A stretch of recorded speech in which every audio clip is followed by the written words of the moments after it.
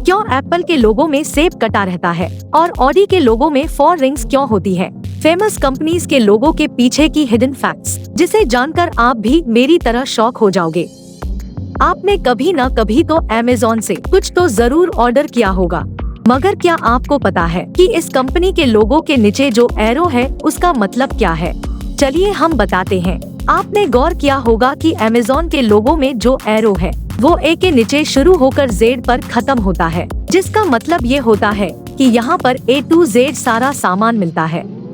Hyundai के पहले letter H को देखकर आपने सोचा होगा कि ये कंपनी कार कंपनी के पहले लेटर को रिप्रेजेंट करती है, मगर ऐसा बिल्कुल नहीं है, क्योंकि ये लोगो कस्टमर और ब्रांड रिप्रेजेंटेटिव के कमिटमेंट को दर्शाता है, जो कि हैंडशेक किए हुए हैं।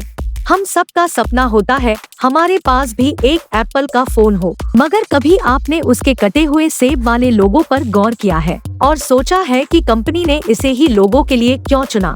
जब मशहूर लोगो डिजाइनर रॉब जॉनोफ एप्पल के लोगो बना रहे थे, तो उन्हें ये तो पता था कि लोगो में सेब का होना तो पक्का है, मगर उसे कैसे रखा जाए कि ये लोगो इतिहास रच दे।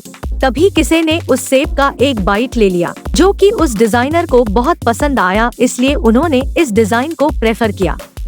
अगर आप आइसक्रीम के बहुत शौकीन हैं, तो आपने मशहूर आइसक्रीम ब्रांड बास्किन रॉबिन्स के बारे में तो जरूर सुना होगा। जब आप इस कंपनी के लोगो पर गौर करेंगे तो पाएंगे कि उसमें बी और आर दोनों आधा पिंक है, जिसे साथ में मिलाने पर 31 बनता है, जो कि बास्किन रॉबिन्स के आइसक्रीम फ्लेवर्स को रिप्रेजेंट करता है। ऑटोमोबाइल इंडस्ट्री में टोयोटा एक बेताज बादशाह है, मगर आपने कभी उसके लोगो पर गौर किया है और सोचा है कि वो क्या रिप्रेजेंट करता है?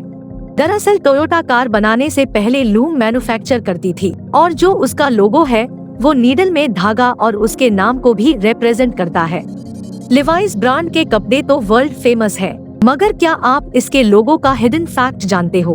आप बोलोगे कि लोगो पे लिवाइस तो लिखा हुआ है, मगर आपने उसके आउटलाइन पे गौर नहीं किया है और इसी डिजाइन को आउटलाइन के लिए क्यों चुना गया? तो आपको बता दे कि वो आउटलाइन मामूली नहीं, बल्कि हर लिवाइस के जीन्स पर प्रिंटेड होता है।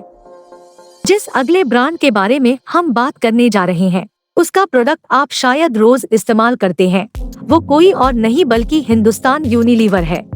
आपने देखा होगा इसके ब्रांड लोगो यू में कुछ सिंबल्स बने हुए हैं, जो कि ये दर्शाता है कि ये ब्रांड किन आइटम्स को सेल करता है।